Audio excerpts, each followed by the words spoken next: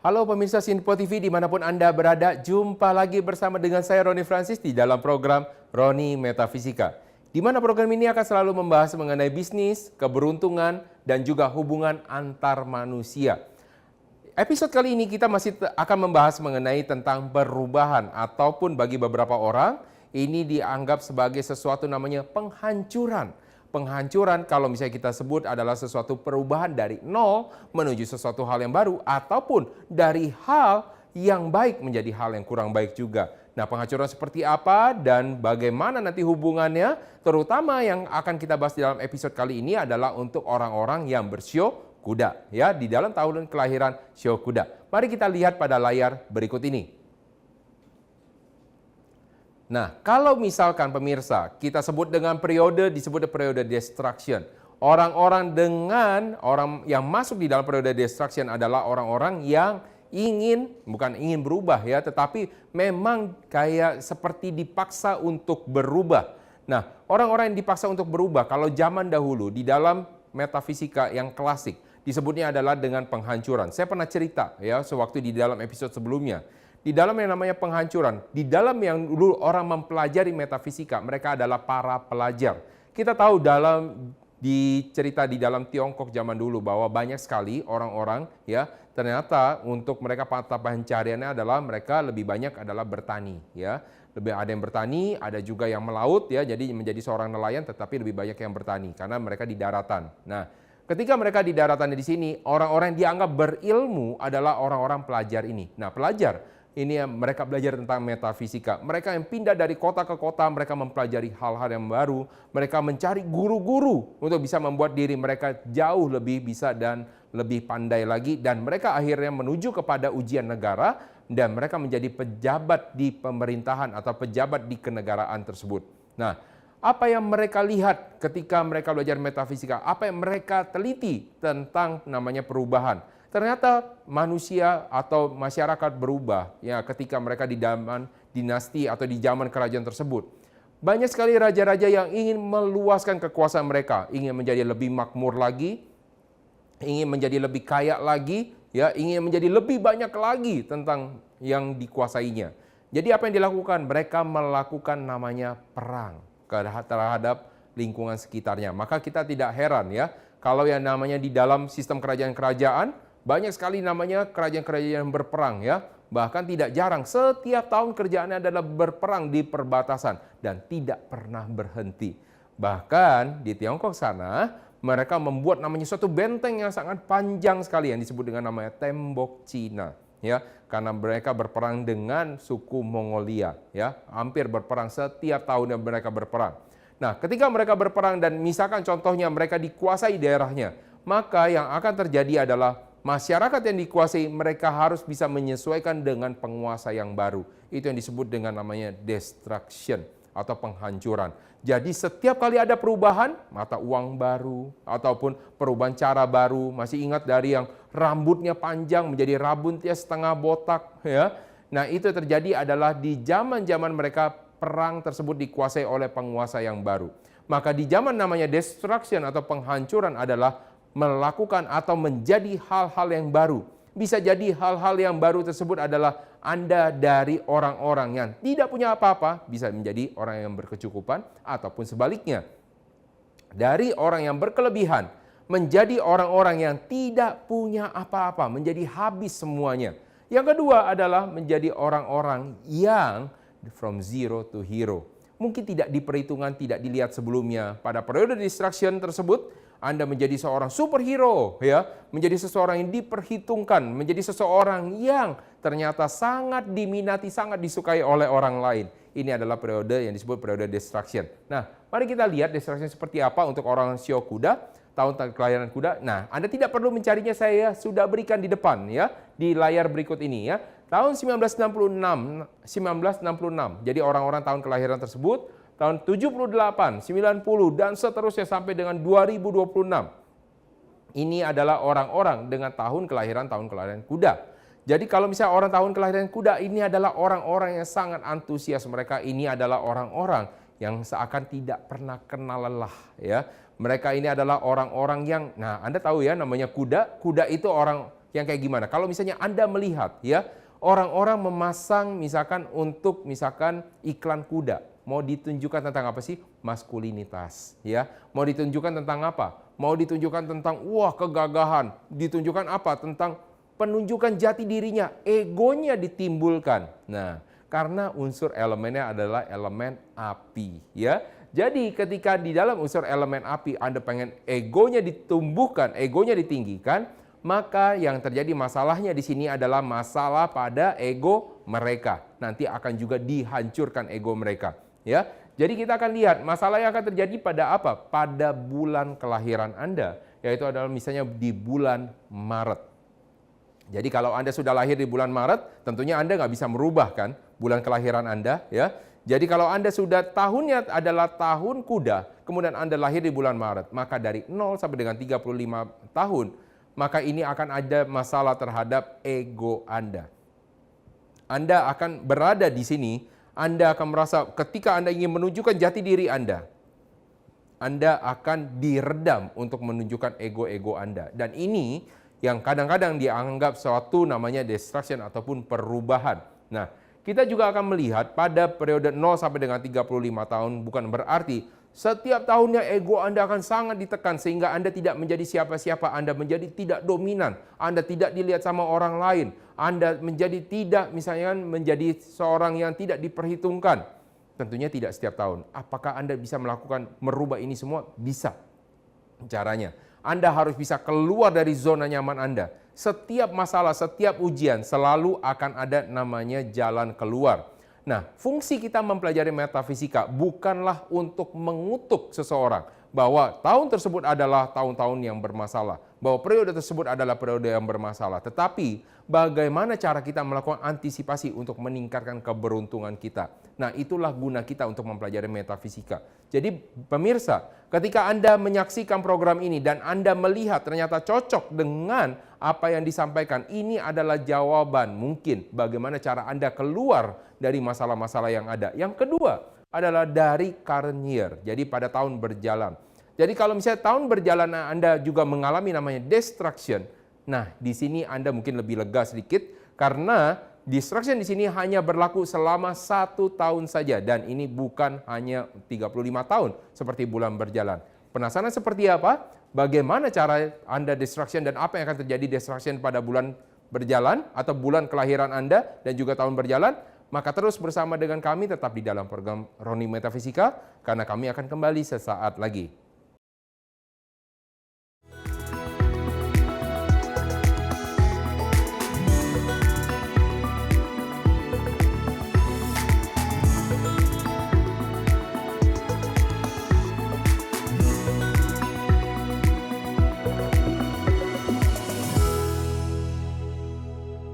Baik pemirsa, kita lanjutkan lagi mengenai namanya destruction ataupun perubahan, khususnya bagi orang-orang yang dengan bersio kuda ya.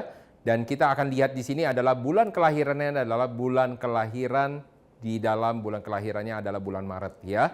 Jadi kalau misalnya Anda di dalam bulan kelahiran Maret, Anda tidak dapat merubah bulan kelahiran, tapi apa yang akan terjadi pada periode tersebut di dalam 0 sampai dengan 35 tahun, apa yang akan terjadi dan indikator apa saja, apa yang mungkin dapat kita lakukan antisipasi, mari kita lihat pada layar berikut ini.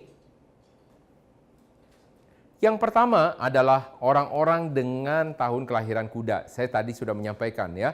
Tahun kelahiran kuda ini adalah tahun kelahiran dengan elemennya elemen api ya. Kalau kita melihat pada iklan ya, pada iklan yang tertentu lah ya, saya nggak mau menyebutkan iklannya. Kalau tunjukkan tentang kuda itu adalah menunjukkan maskulinitas. Maskulinitas ini lebih cenderung adalah menunjukkan tentang egonya. Bagi beberapa orang ada yang memasang patung kuda di tempat kerja mereka untuk menunjukkan apa? Kerja kerasnya mereka, ego mereka. Jadi biar kelihatan mereka itu punya power, kuasa di sana.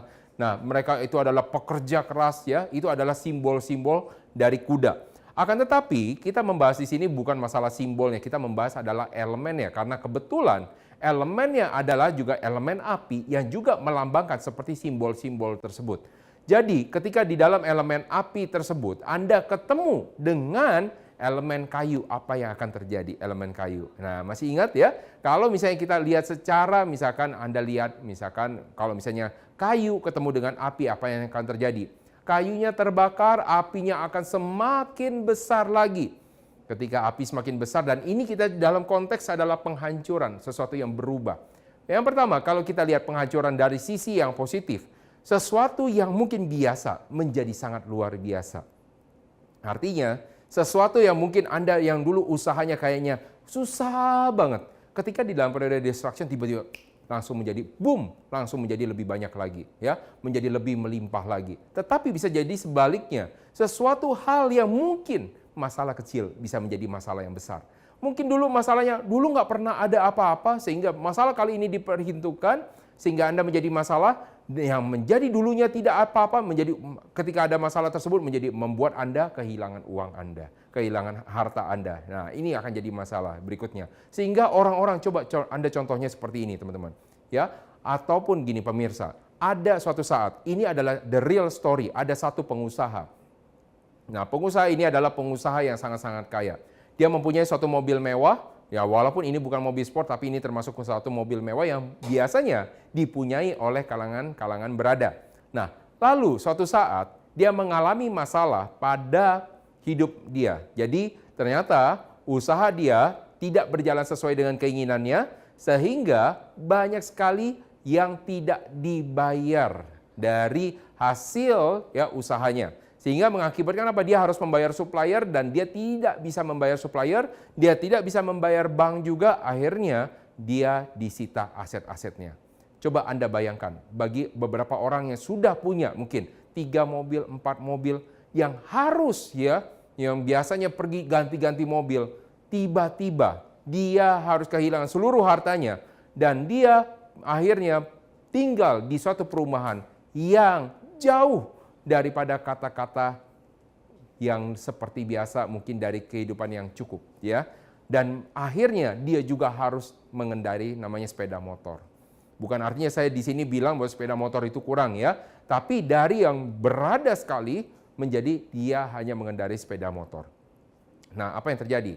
Nah, di sini dituntut orang tersebut adalah orang yang gentle, ya, gentleman. Jadi artinya apa? Dia menghadapi segala sesuatu ketika dia dengan suppliernya tidak dapat membayar, kemudian dia datang ke suppliernya dengan membawa sepeda motornya, dia mengatakan, saya tetap akan membayar Pak, tolong percaya sama saya Pak, saya tetap akan membayar hutang saya Pak, saya tetap akan membayar seluruh kewajiban saya Pak, walaupun saat saya dengan ini saya kehilangan seluruh harta saya.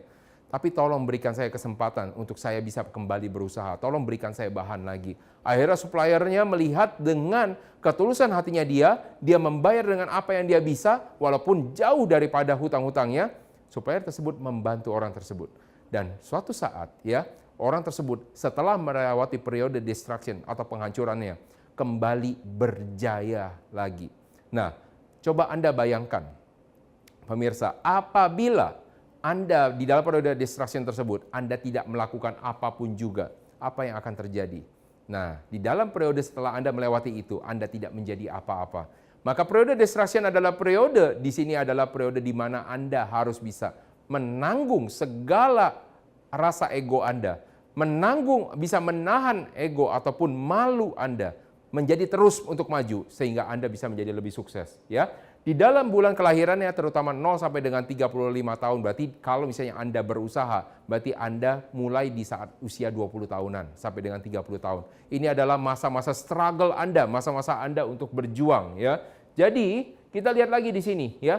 Apa yang akan menjadi masalah? Di mana ego Anda akan ditekan.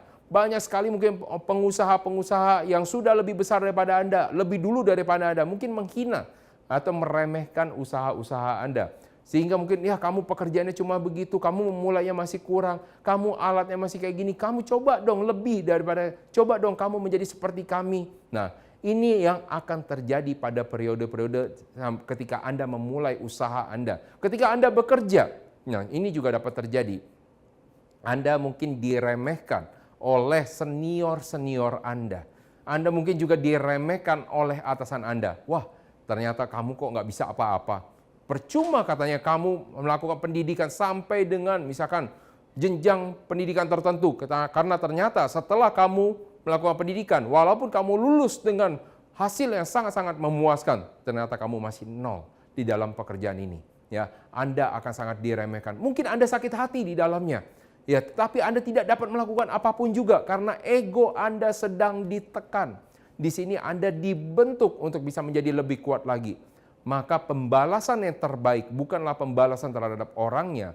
Jangan Anda melakukan pembalasan. Anda tidak dapat melakukan sesuatu terhadap bos Anda melakukan sesuatu di luar kantor, tetapi tunjukkan melalui dari karya-karya Anda. Nah, inilah yang akan terjadi. Kedua, mungkin Anda akan mengalami sesuatu kayak seperti benang kusut, ya. Jadi Anda mengalami sesuatu kayaknya masalah tidak pernah selesai, ya. Yang ketika baru mulai beres, baru mulai diakui, ada aja yang menyerobot, mengambil prestasi-prestasi Anda sehingga Anda menjadi tidak terlihat di sana.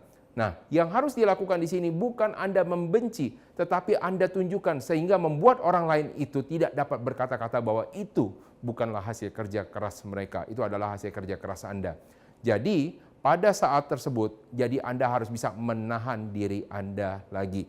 Nah, kita akan bahas lagi pemirsa tentang bagaimana di dalam tahun berjalan.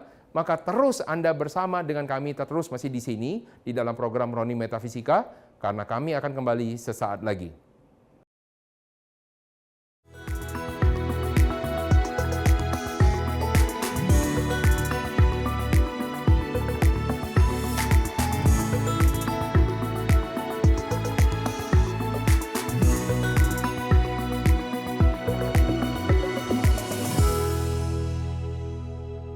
Baik pemirsa, kita akan melanjutkan lagi perbincangan kita ataupun kita akan sama-sama membahas ya tentang destruction. Kali ini adalah khususnya di dalam tahun berjalan. Di dalam tahun berjalan apa? Berarti tahun berjalannya untuk Shio-shio atau tahunnya tahun kelinci ya. Jadi kalau kita melihat di dalam tahun kelinci, tentunya ini akan punya masalah ya dengan orang-orang dengan tahun kelahiran kuda ya. Mari kita lihat apa saja masalah yang akan terjadi pada tahun-tahun berjalan tersebut pada layar berikut ini. Nah, jadi kalau misalnya kita melihat ya, pada saat Anda melihat elemennya. Tadi saya sudah mengatakan elemen dari kuda itu adalah elemennya api. Sedangkan elemen dari misalkan kelinci ya, itu adalah elemen kayu. Kalau kita mau melihat lagi lebih detail lagi, elemen kayu dari shio kelinci itu adalah elemennya dengan unsurnya yin.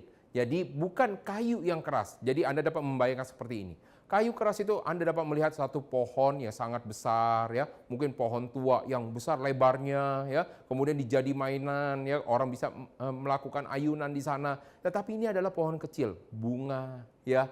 Anda dapat melihat seperti apa tanaman rambat, Anda dapat melihat seperti benalu ya yang ada di dalam pohon-pohon yang lain. Jadi Anda dapat melihat seperti ini. Jadi ketika ada benalu ataupun Anda melihat bunga yang tumbuh di atas tempat yang lain, nah kita lihat dulu unsurnya. Kalau Anda melihat dari unsur elemen kelinci tersebut, yaitu adalah unsur kayu yin ya, seperti bunga, benalu, tanaman rambat ya. Anda melihat bunga itu adalah bunga yang cantik, indah, tentunya ingin dilihat sama orang lain. Jadi Anda dapat melihat ya, kuda ingin menunjukkan ya prestasinya dengan kerja kerasnya.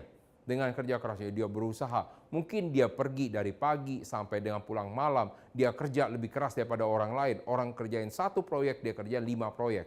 Tetapi elemen dari shio kelinci ya adalah elemen yang menarik sehingga orang suka dengan dia. Mungkin Anda pernah melihat di dalam pekerjaan ada orang-orang, wah Pak, dia nggak ada kerja apa-apa, tapi kok kenapa bisa atasan suka sama dia? Jangan-jangan dia punya kelinci di dalam tanggal, bulan, ataupun tahun kelahirannya. Sehingga orang suka dengan dia. Ketika orang suka dengan dia, mungkin dia tidak perlu bekerja dengan susah-susah.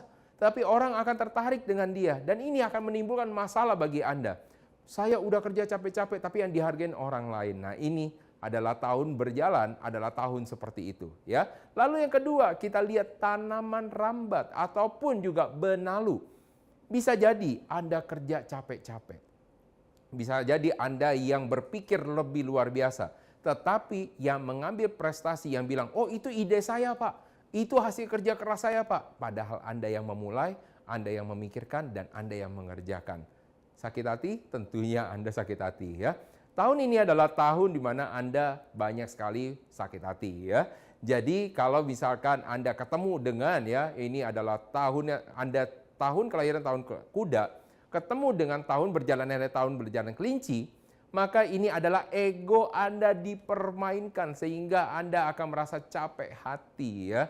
Nah, mari kita lihat kalau misalnya bedanya dengan ciong apa? Kalau tentang emosional mungkin Anda masih ingat ya, emosional antara sio ular dengan sio babi ya.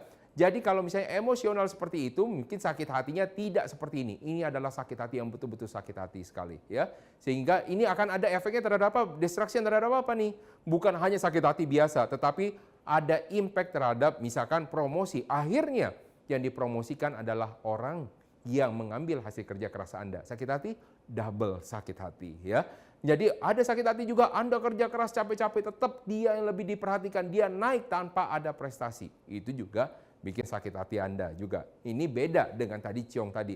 Makanya kalau misalnya ada orang-orang yang berpikir, waduh ciong itu adalah seperti dunia kiamat. Saya bilang tidak ya. Anda harus bisa melihat lagi periode namanya destruction atau penghancuran ini ya. Nah, kita lihat lagi apa yang akan terjadi pada periode penghancuran pada tahun berjalan ya. Yang pertama adalah Anda merasa seperti malu. Anda dikejar oleh kayak masa lalu Anda. Jadi kayak misalkan contoh ya. Mungkin pada saat ini Anda dapat dipromosikan. Wah, dari Anda udah kerja keras, Anda sudah diakui sama atasan Anda dipromosikan menjadi naik level, tingkatan lebih tinggi. Tapi akan ada orang yang tidak suka dengan Anda, mencari latar belakang Anda. Ternyata Anda dulu orangnya kurang, ya, berkekurangan, ya. Mungkin orang tua Anda tidak lulus untuk sekolah, mungkin Anda dulu pernah apa, itu dulu, kejadian dulu. Anda mungkin sekarang sudah berubah. Tetapi ketika Anda sudah berubah, orang mencari-cari lagi. Kira-kira apa sih yang menjadi masalah? Apa sih yang bisa membuat malu Anda sehingga Anda merasa malu untuk mengakui keluarga Anda? Masih ingat cerita tentang namanya Sang Kuryang? Di mana dia tidak mau mengakui orang tuanya. Jadi ketika dia sudah sukses, menikah dengan orang-orang kaya, bukan orang-orang kaya ya, menikah dengan orang kaya, akhirnya balik ketemu dengan ibunya dan dia tidak mau mengakui ibunya. Nah, itulah yang terjadi pada tahun berjalan ini. Dia takut diketahui masa lalunya ya. Jadi bagi orang-orang tahun kelahiran kuda tahun ini ya, mungkin Anda mengalami namanya was-was dengan masa lalu Anda. Maka bagi saya secara pribadi, janganlah Anda juga takut terhadap masa lalu Anda, masa lalu sudah berlalu, makanya jangan membuat satu kesalahan. Kalau bisa ya, pada tahun-tahun sebelumnya ya, makanya Anda juga hidupnya juga harus benar. Bukan Anda harus benarnya pada saat baik aja ya. Nah, lalu yang berikutnya Anda seperti mengenakan namanya topeng. Kalau misalnya kita bercerita Anda mengenakan seperti topeng, Anda itu kadang-kadang berhubungan dengan orang lain ataupun orang terhadap Anda, ada yang berpura-pura baik ya. Banyak yang saya lihat orang-orang di kantor berpura-pura baik terhadap Anda. Wah, yang ternyata menyanjung Anda, tapi dengan tujuan apa? Ketika lagi di atasan, itu mah gara-gara saya yang bilangin, wah itu mah saya yang bantu, misalnya kayak gitu. Nah, ini tentunya akan membuat luka pada ego Anda ya. Jadi ini yang juga akan dialami. Tentunya ini yang saya pengen bilang juga adalah tentang bagaimana Anda berperilaku ketika Anda mengenakan namanya topeng. Mengenakan topeng itu capek, pemirsa ya. Jadi kalau misalnya Anda selalu berpura-pura menjadi orang baik, menjadi people pleaser, membuat orang lain itu senang dengan Anda, tentunya ada batas waktunya juga. Akan ada maksudnya batasan-batasan nanti di kedepannya. Maka jadilah seperti biasa, tentunya Anda harus bisa menahan ego Anda. Anda tidak dapat menyenangkan semua orang, jadi ini adalah pesan yang sangat-sangat khusus. Anda tidak dapat menyenangkan semua orang. Ya, dan Anda juga tidak dapat berharap orang lain juga dapat menyenangkan Anda. Semua orang, Anda tidak dapat berharap semua orang akan menyenangkan Anda. Jadi Anda harus dapat melatih lebih realistis lagi, lebih untuk bisa menerima keadaan, fokus terhadap pekerjaan dan aktivitas, sehingga Anda dapat mencapai target sesuai dengan yang ditetapkan. Nah, itulah pemirsa yang dapat disampaikan dan juga yang dapat kita bahas pada episode kali ini mengenai tahun kelahiran kuda dan juga hubungan perubahan atau destruction-nya. Maka terus pastikan Anda menonton program ini, program Roni Metafisika, di mana program ini akan selalu membahas mengenai bisnis, keberuntungan, dan juga hubungan antar manusia. Saya Roni Francis pamit undur diri, sampai jumpa pada episode berikutnya.